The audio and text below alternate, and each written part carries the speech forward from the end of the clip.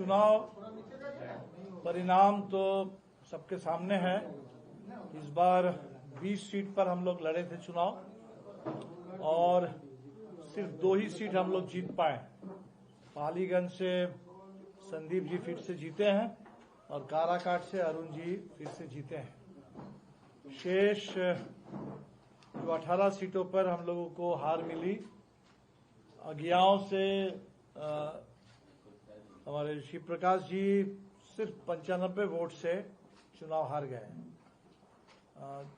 दिव्या जी यहाँ शहर में थी, दीघा, यहाँ भी हम लोग हारे हैं और शेष सभी सीटों पर हम लोगों को हार मिली। तो आज हम लोग पूरे जो भी हमारे चुनाव में उम्मीदवार थे सभी साथियों के साथ अभी हम लोग की बैठक चल रही है। तो हम लोग 18 तारीख से 24 तारीख तक एक सप्ताह हमारे सभी जीते हुए हारे हुए तमाम उम्मीदवार जनता के बीच में होंगे। 18 से 20 एक सघन जन संपर्क जन संवाद अभियान 18 से 24 एक सप्ताह का हमारा होगा। और जिन्होंने इस पूरे दौर में जिन लोगों ने भरोसा किया हमारे ऊपर, वोट किया, उनका आभार। बाकी भी जहां वोट नहीं भी मिला उनसे भी हम लोग सुनना समझना चाहेंगे।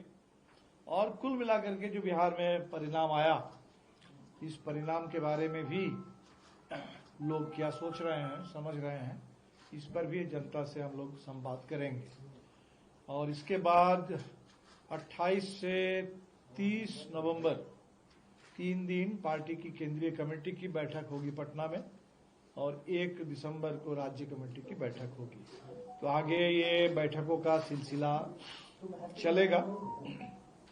जहां तक हमारे एक तरीके से इनिशियल आप कहेंगे कि चुनाव परिणाम को लेकर के, तो हमें तो बिल्कुल ये ऐसे परिणाम की उम्मीद नहीं थी, बिल्कुल उम्मीद से परे और काफी हद तक समझ से भी परे।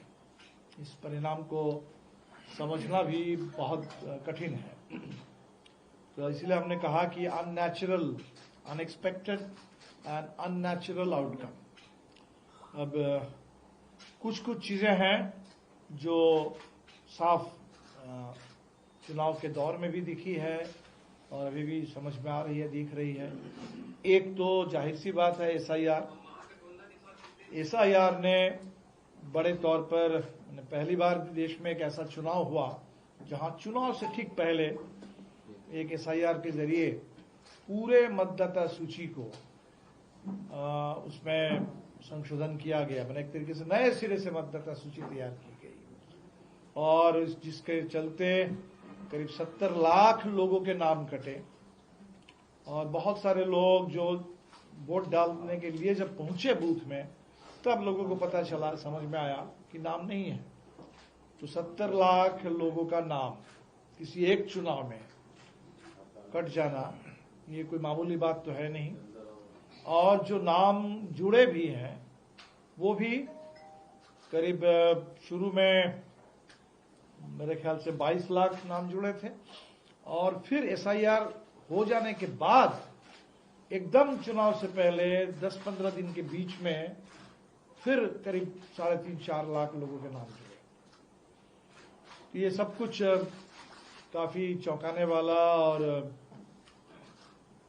तो इसका एक असर तो दिखा पूरे चुनाव में। दूसरा, जिस तरीके से पैसे चुनाव से ठीक पहले, तब तक चुनाव की घोषणा नहीं हुई जब तक सरकार ने अपनी सारी योजनाओं के बारे में अचानक घोषणा नहीं कर पाई। और चुनाव होगा ठीक पहले ये घोषणा होगी कि 10,000 रुपए हर जीविका से जुड़े महिलाओं के खाते में दिया जाएगा और वो पैसा चलता रहा। इधर चुनाव भी हो रहा था और पैसे भी बांटे जा रहे थे। ये भी गजब किस्म का प्रयोग है। पूरे हिंदुस्तान के लोकतंत्र में, चुनाव के इतिहास में ऐसा कोई उदाहरण इससे पहले नहीं रहा। और ऐसा अगर आगे भी होता रहेगा तो कोई भी सरकार जो एक बार अगर सत्ता में बैठ जाए, अगर उसको खुली छूट रहे कि चुनाव से पहले आप कोई भी योजना लाइए, पैसे बांटते रहिए, तब तो इस देश में चुनाव का भी कितना क्या मतलब रह जाएगा, ये सोचने वाली बात है। तो हम लोग इस पर भी जरूर सोचेंगे कि भाई ये जो प्रयोग किया गया, तो बिहार से तो इस प्रयोग की शुरुआत हुई और इसके देखा देखी ये प्रयोग तो और आगे बढ़ेगा और ऐसा ही प्रयोग होता रहेगा तो चुनाव में लोग क्या कर पाएंगे। जिसको कहा जाता है लेवल प्लेइंग फील्ड, एक कहीं सत्ता में बैठ करके कुछ कर रहे हैं और बाकी लोग विपक्ष में हैं, तो विपक्ष वाले क्या कर लेंगे जब सत्ता में बैठ करके 30,000 करोड़ बांटने की 3 करोड़ या 4 करोड़ लोगों के बीच में 30 दिन के अंदर इतने पैसे बांटने की खुली छूट होगी, तब क्या होगा। इसीलिए ये सब बातें बिल्कुल अपनी जगह पर है। फिर भी हमने देखा कि हमें वोटों में हमारी कोई गिरावट नहीं है। हम लोगों को 14 लाख से ज्यादा कुछ वोट मिले, लेकिन जो हमारा सिस्टम है, इस सिस्टम में वोट और सीट में अक्सर कोई आपको सीधा रिश्ता ही नहीं दिखेगा। तो इस जो फर्स्ट द पोस्ट सिस्टम है, इस सिस्टम की ये विडंबना है, इसकी अपनी विसंगति है कि कभी आप कम वोट ला करके भी ज्यादा सीट जीत जाते हैं और कभी ज्यादा वोट ला करके भी आप सीट हार जाते हैं। तो ये हुआ पूरे बिहार में, सब लोग देख रहे हैं। राष्ट्रीय जनता दल के पास सबसे ज्यादा वोट शेयर है 23%, लेकिन सीटें हैं सिर्फ 25, और हमारे पास भी 3% करीब वोट है, लेकिन सीट जो है वो 10%, एक तरीके से बहुत कम सीट हमको मिली। मैंने 243 में 2, मतलब उसको कितना कहेंगे, 1% से भी कम, 2.4 1% होता है। तो हमें 3% वोट है और 1% के इर्द सीट है। ये जो वोट और सीट में कोई करस्पॉन्डेंस तो नहीं है, ये तो पूरे सिस्टम में ही नहीं है। जो ओवरऑल चुनाव परिणाम, हमने इसीलिए इसको अननेचुरल कहा कि जो हम लोग देख रहे थे चुनाव के दौर में भी या चुनाव से पहले, उससे कहीं ये मेल नहीं खाता। ये लगभग 2010 का जो चुनाव परिणाम था उसकी पुनरावृत्ति हुई है। फर्क इतना है कि 2010 में ये गठबंधन नहीं था जो इस बार था। उस बार राजद अलग, कांग्रेस अलग, माले अलग, हम लोग अलग लड़ रहे थे। लेकिन वो जो दौर था वो नीतीश कुमार जी के उभार का दौर था, और उभार के दौर में जो 200 पार का आंकड़ा था, वो अभी बिल्कुल किसी तरह लुढ़कती हुई एक सरकार, किसी तरह संभालते हुए ऐसी एक सरकार को जाते जाते इतना बहुमत मिला, ये तो इसलिए हमने कहा कि समझ से परे है और ये शोध का विषय है, शोध का विषय है। और हम लोग भी अपने, आप लोग भी करेंगे, हम लोग भी अपने स्तर पर निश्चित तौर पर इस पर करेंगे।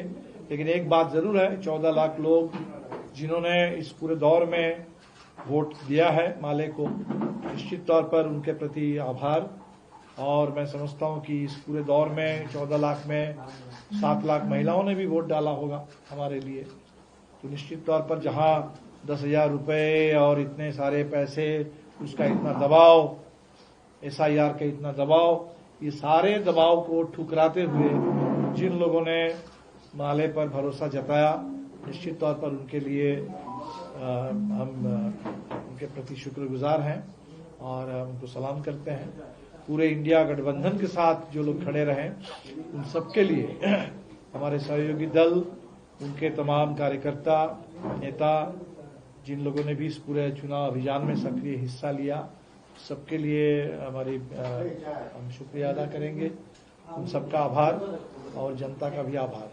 आगे इस एबनॉर्मल मैंडेट के बाद, एबनॉर्मल मैंडेट क्या कहा जाए, आउटकम चुनाव का, इसके बाद हमें पता है कि वो सारे मुद्दे, जिन मुद्दों पर हमने चुनाव लड़ा, वो हमारे कोई अलग मुद्दे नहीं थे, वो बिहार के मुद्दे हैं, बिहार के लोगों के मुद्दे हैं।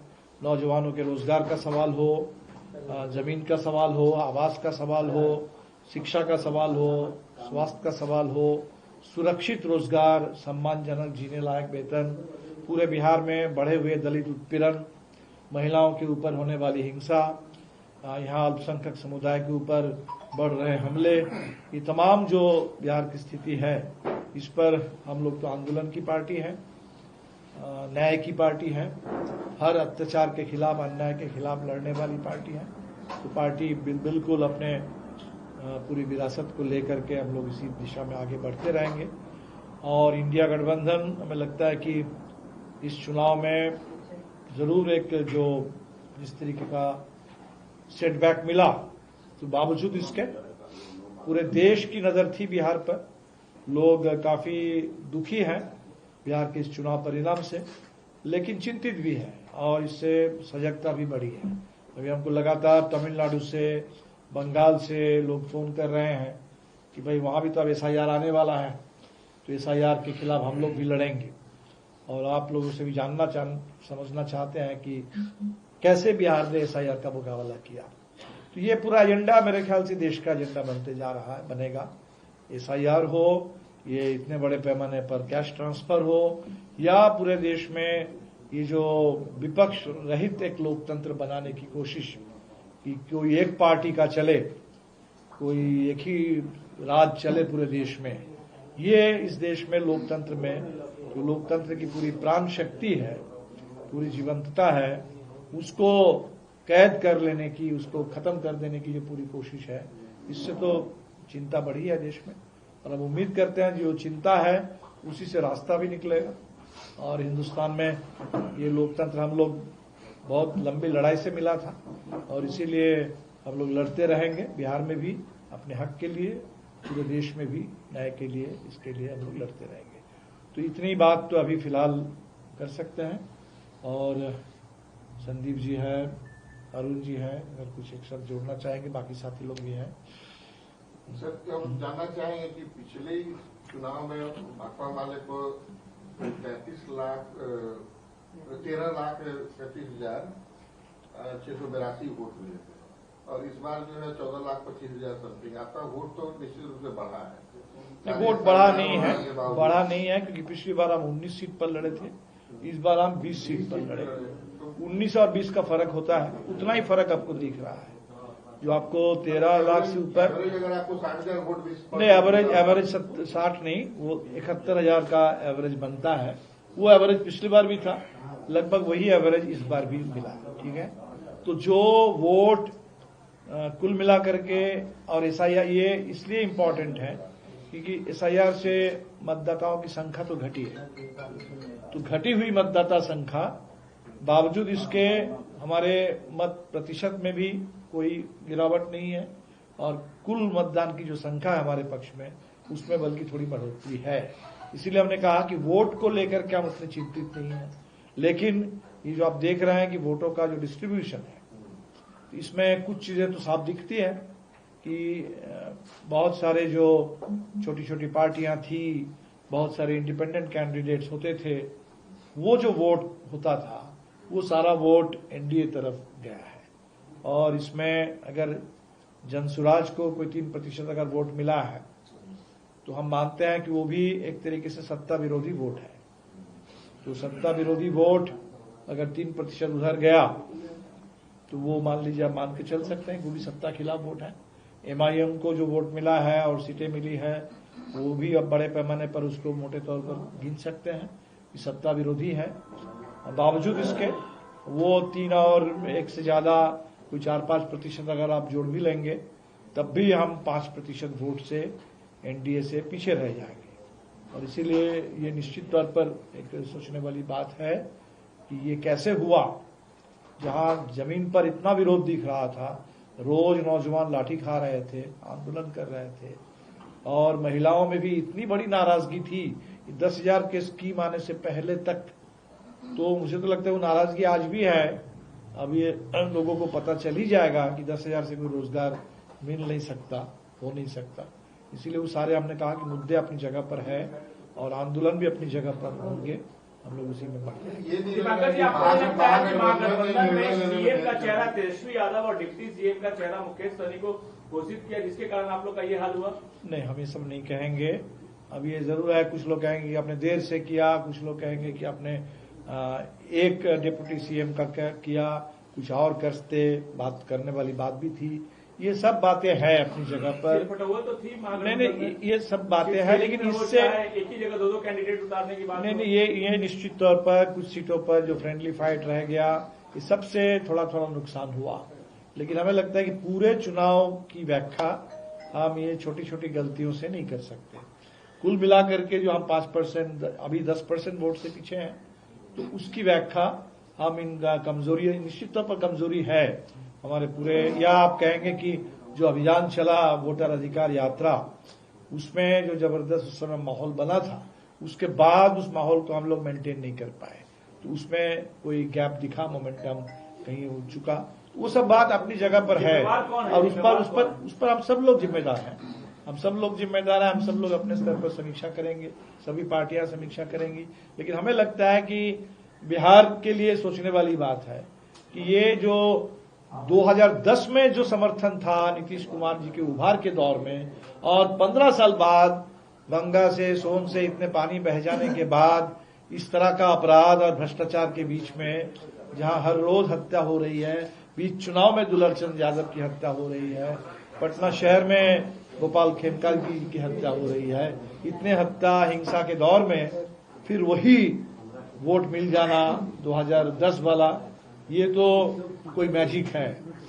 और इस मैजिक को डिकोड करना, ये कौन सा मैजिक है, कैसे हुआ, ये डिकोड करना, ये कौन सा मैजिक है, कैसे हुआ, ये डिकोड करना, जैसे आप लोगों के सामने भी चैलेंज है, हमारे सामने भी चैलेंज है, पूरे बिहार के लिए, देश के लिए चैलेंज है। ईवीएम को लेकर भी आप लोग आशंकित? ईवीएम से ज्यादा हमने कहा कि इस बार हमें तो दिखा कि जो पूरे चुनावी मशीनरी है, और वो जो हमारी चिंता है, वो चिंता और बढ़ी है।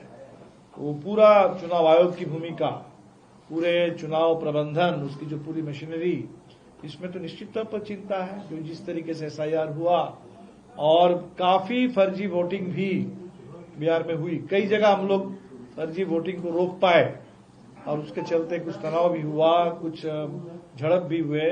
लेकिन जाहिर सी बात है, तरारी में अगर हम लोग कुछ एक जगह उसको रोक पाए हैं, तो हमें तो इसमें कोई आश्चर्य नहीं होगा कि बिहार के बड़े हिस्से में इसको हम लोग रोक नहीं पाए होंगे।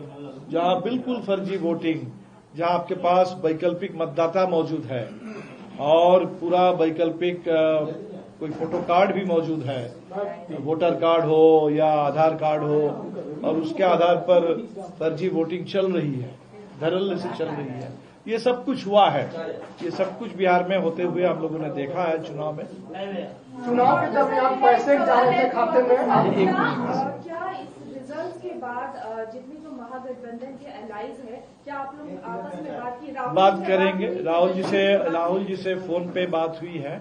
अभी हम दिल्ली जाएंगे और उम्मीद है कि हम लोग बैठ के भी बात करेंगे। आप लोगों की बैठक होने वाली है दिल्ली में? बैठक होनी चाहिए, अभी कोई डेट तो मुझे जानकारी नहीं है, लेकिन ये बात हुई जरूर कि हम लोग मिल के भी बात करेंगे। कल एक तरीके से प्राइमरी बात तेजस्वी जी से भी मेरी हुई है, राहुल जी गांधी से भी हुई है, और बाकी लेफ्ट पार्टीज के साथ भी बात होगी।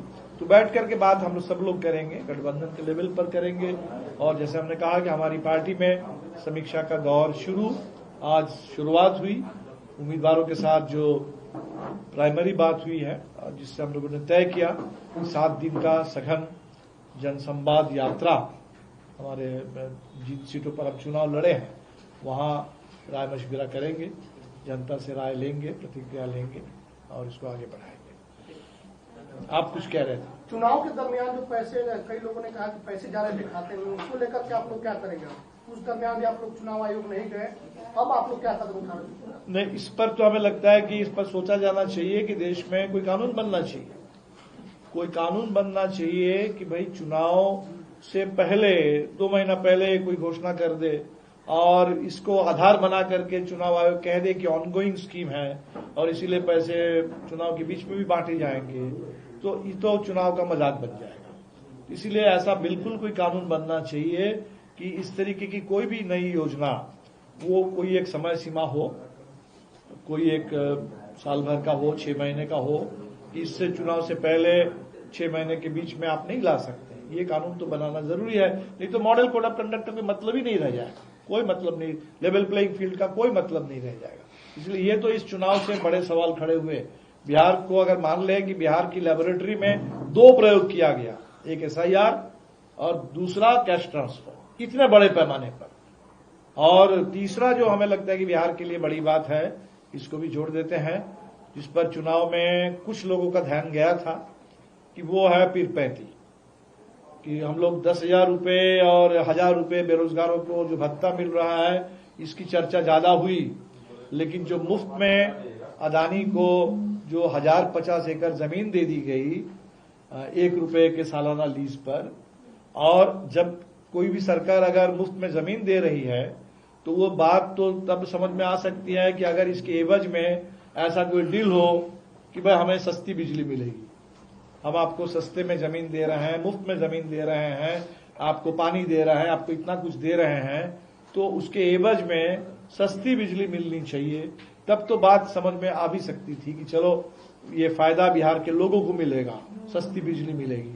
लेकिन यहां हुआ उल्टा कि भाई बिजली भी मिलेगी सबसे महंगी, जमीन भी देंगे मुफ्त में, और 6 रुपए से ज्यादा यूनिट बिजली। और इसी पर इल्जाम लगाने के चलते आज RK सिंह जी भाजपा से उनको अलग हो जाना पड़ा।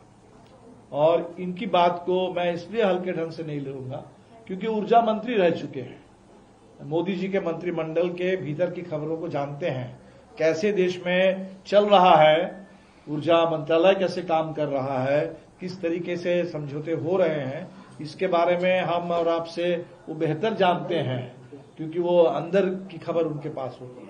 और उन्होंने आरोप लगाया कि 62,000 करोड़ का ये घोटाला है।